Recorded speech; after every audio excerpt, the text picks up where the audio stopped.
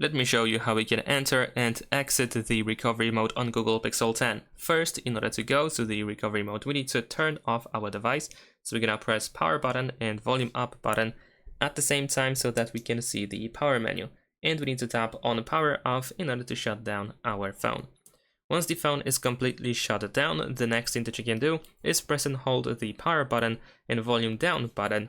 And we need to press and hold both of these buttons until we go to the fast boot mode. There we go. Once we are in the fast boot mode, we can use volume up and down in order to choose a different option, which is visible over here.